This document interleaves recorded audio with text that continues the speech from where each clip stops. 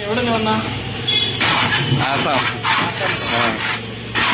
ഞാൻ ആസാം ഉണ്ടല്ലോ. എത്ര വർഷമായി വന്നിരിക്കുകയാണ്.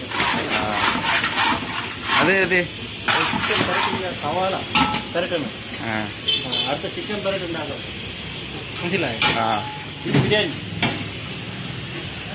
ചിക്കൻ ബിരിയാണി ഉണ്ട്. ചിക്കൻ ദം ബിരിയാണി. ദം ബിരിയാണി. ഇത് ചിക്കൻ കറിയാണ്. മനസ്സിലായോ?